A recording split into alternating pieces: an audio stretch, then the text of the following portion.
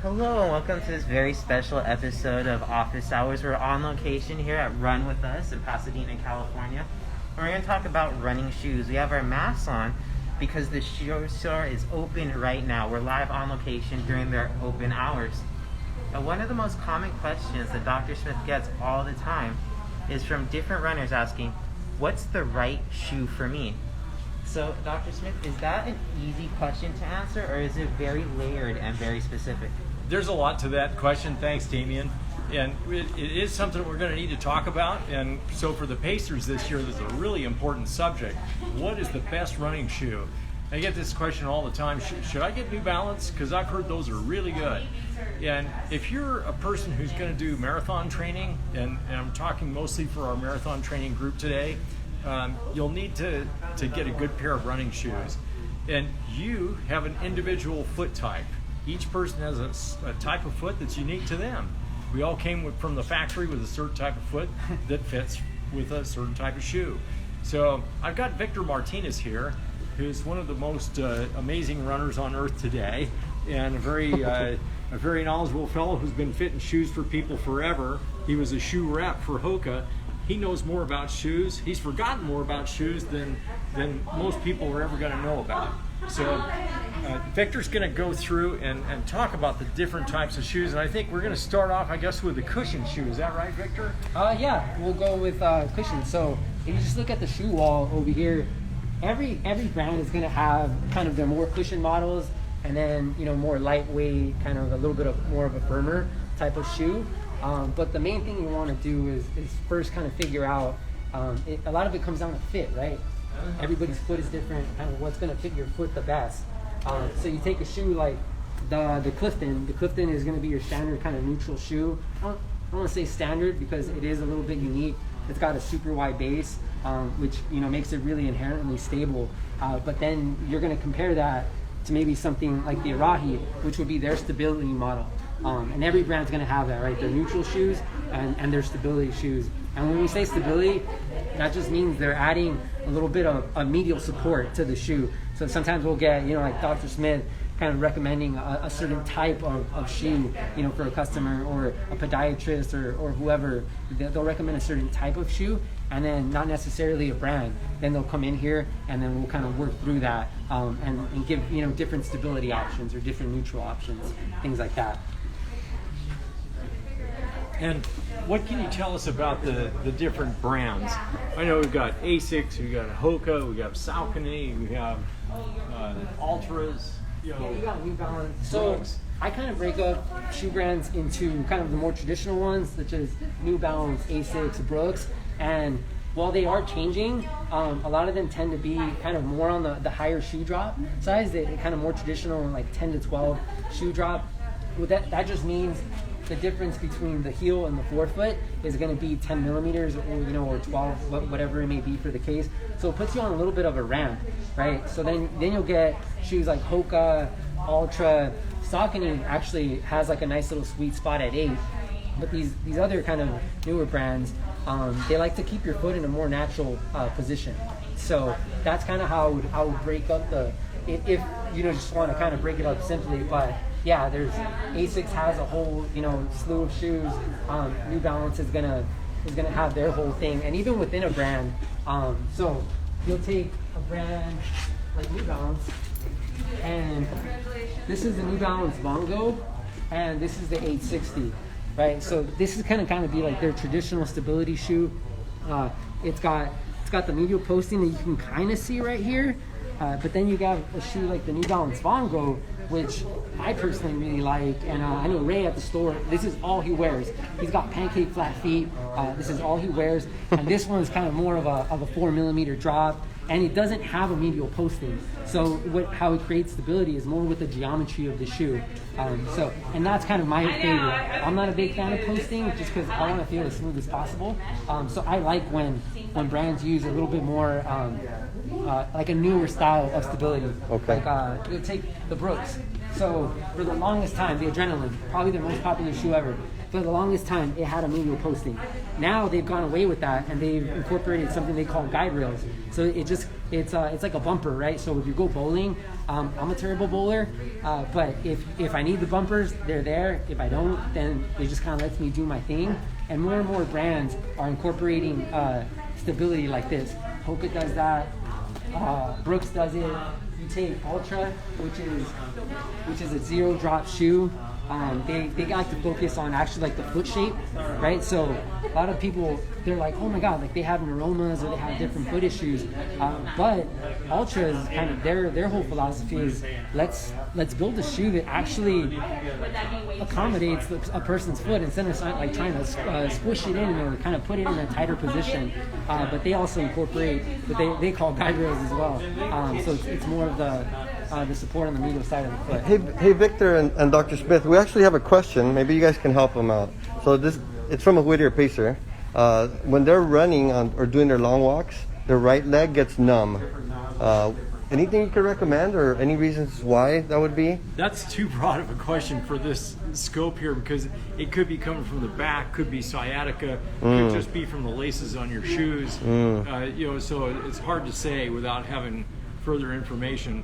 But let's keep the conversation right now to a more general topic, and I'm going to go over one thing that I think is important with the conversation about numb feet, and that is shoe fit. A lot of times people have shoes that don't fit well.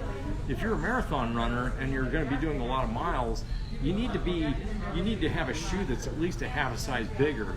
Go to the shoe store at the end of the day when your feet have been smashed flat and they're their largest size, and then go get fit. That way they've got a better shot at getting it right for you. And the other thing is that I think we're often surprised at how wide people's feet really are. Victor and I were just having this conversation before we started here today that feet are wider than you think, and if you smash that transverse arch on the foot for a long period of time, it's going to cause numbness and pain and rubbing, and you get black toes. It'll hurt on the outside of the foot, and it changes the dynamics of the way your feet function. Victor, what can you tell us about that? What are you noticing when you fit the shoes? So first thing I realized when I got into the running industry was how many people actually need a wide shoe. Especially us, we live in Los Angeles, SoCal.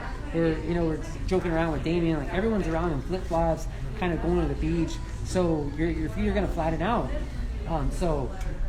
Basically, what I kind of tend to gravitate the most is like New Balance does an amazing job of coming out with different widths. So a 2E would be classified as a wide width for a male, and then a 4E is extra wide. So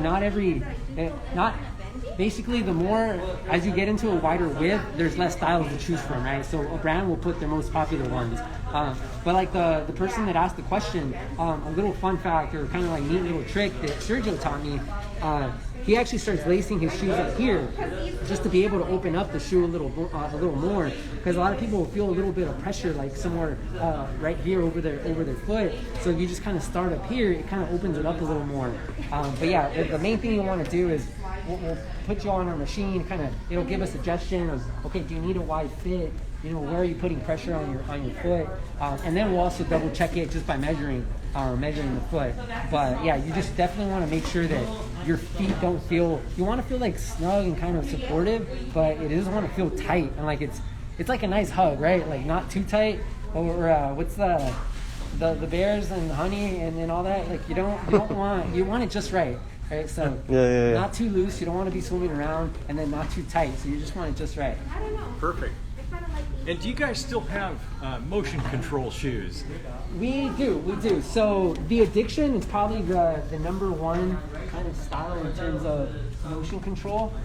It's got the most amount of stability. This thing, so you take a shoe like the Beast, it should really be called like the Tank, because this is quite a shoe. But yeah, they do an amazing job of supporting the medial side of the foot.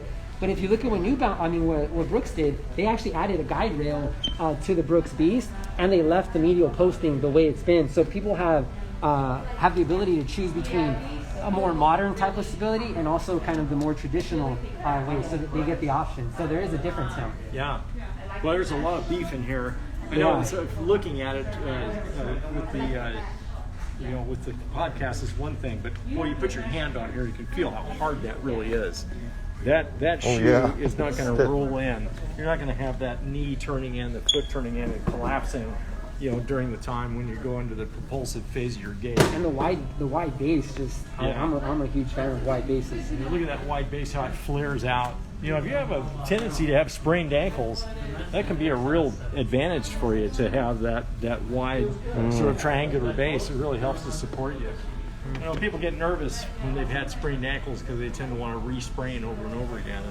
And having that shoe stabilize your heel is really helpful. So Victor, thank you so much for going over all that with you. Anytime. I would just say this, you have no prayer of getting a great fit by going online and ordering shoes. You've got to go to a running specialty shoe store. The people who work here, most of them have been doing it for at least 10 years. They're all runners here, so they know what you're up against when you're running marathons. Victor runs a marathon in about 2.5 hours, so he's a very experienced runner. Plenty of people in here. Armand Crespo here is a running coach. Sergio is a 100K completion. They know things about shoes, believe me. So, and I'll say one more thing. If you've been ordering your Adidas, shoes online for the last 6 years and you haven't tried some of the new shoes, the midsole materials that they're using, the outsoles, the uppers, everything's changed. And you really should come in and cycle through and just put the shoes through a beauty contest and find the one that really works best for you. Because you might be surprised. The shoe that you've been running in for a long time is a little bit dated. Every time they upgrade the shoe, they change a little bit, and they're just not the same shoe anymore. So, I don't know. Maybe the Mizuno is better, maybe the New Balance. So, try something new.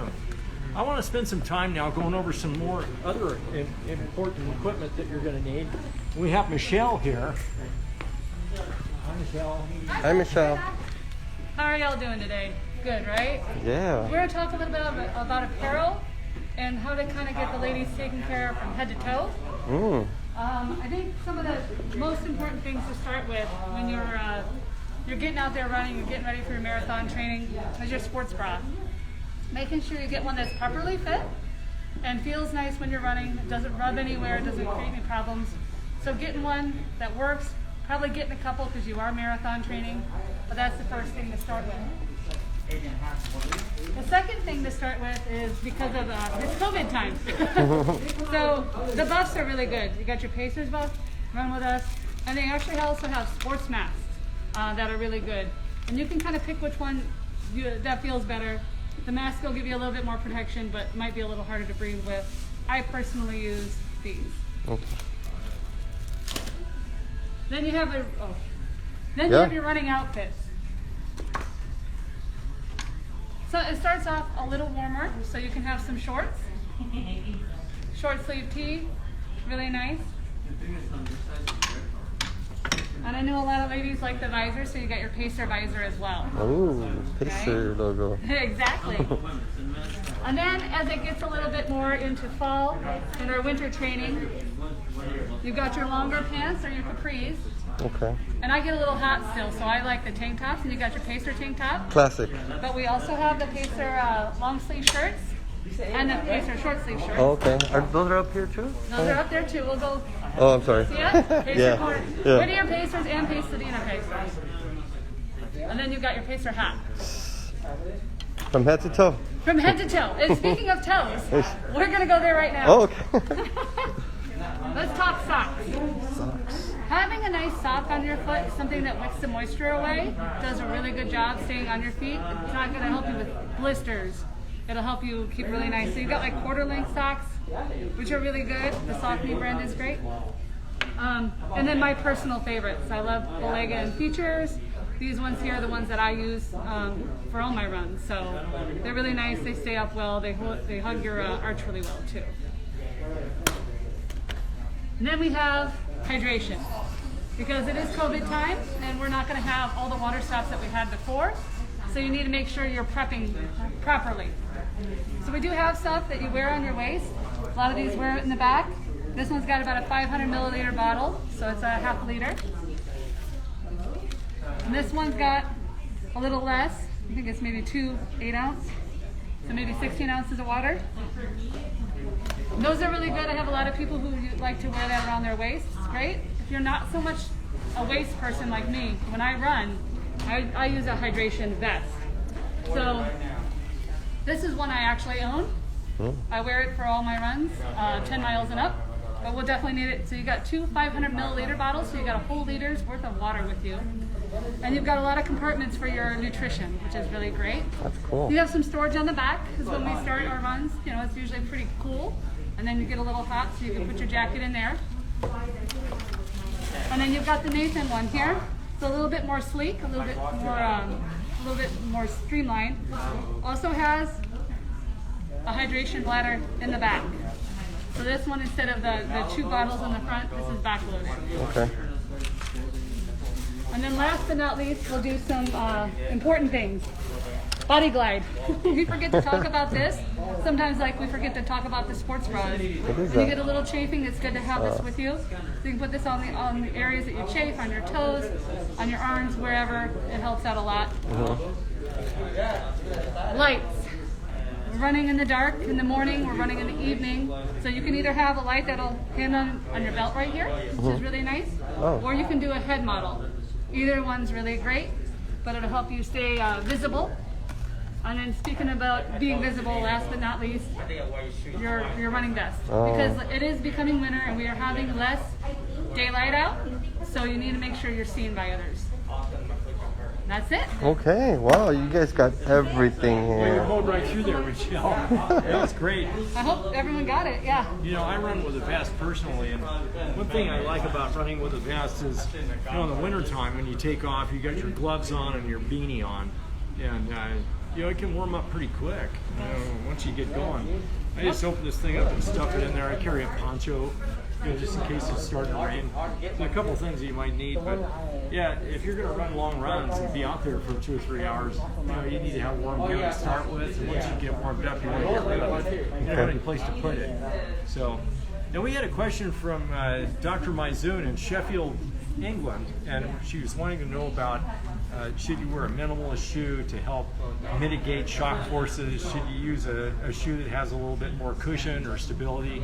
And so this is a question that's really top of mind. There's a lot of research being done on vertical impact loading rate, how much load that you're taking during the gait cycle, how much shock forces are going into your knee. And I think the research has gone off in that direction, and boy, it's endless. You can read a lot about it. I would recommend that you consider that the body is actually designed to take those kinds of load rates, and it's not a question of, you know, how big is the load rate and how do you mitigate those load rates. The question really should circulate around, should there be loading, should there be shock forces? Because your body does adapt to those shock forces. So, you know, in the one case we have, you know, a lightweight Hoka shoe here. It has a really high stack height, a lot of material that will absorb impact. And then we have this minimalist shoe here that has very little to it. This is more of a racing flat. Yes, your body will learn how to mitigate shock forces a little bit better with this shoe, but the problem we're having is we're running on roads. We have people who are coming from the office and they haven't run in a long time, and their feet just aren't ready for going barefoot or in a minimalist shoe. And I find that the injury rates are really high with new runners trying to go to a minimalist shoe. We just see tons of Achilles problems, and part of the reason for that is this shoe doesn't have any drop from the heel to the toe, so that means that the heel is quite a bit lower, and the energy required to get that heel to start moving is quite a bit higher. So we see a lot of lower leg injuries with these shoes, a lot more plantar fasciitis. So I would definitely recommend that you start off with a shoe that it has a little bit more cushioning, and have the guys at the running shoe store look at your foot type. You know, if you have an overpronated foot, you're very familiar with doing a foot posture index reading on your shoes, on your feet, and then designing the shoe or selecting the shoe that best fits for your foot. So, you know, there you go. But yeah, I think if you're a very experienced runner and you want to go with a minimalist shoe, have at it, but the injury rates are really high. So at least that's what we've seen. All right, folks, so listen to me, please. Go to the running shoe store. go see the experts, get fitted by somebody who knows what they're doing, get a shoe that's appropriate for your foot, that really fits well, and get a good pair of socks while you're at it. You know, that way you won't get blisters. That's one of the most common running injuries. In my office, I see two things that cause runners to get injured.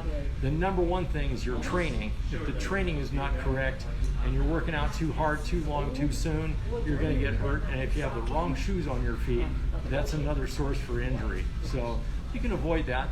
And the good news is, you get a new pair of shoes. Who doesn't want a new pair of shoes? I mean, I can smell that new rubber right through my mask. Love that smell. So get some shoes, go to the right spot. You'll have a great time doing it.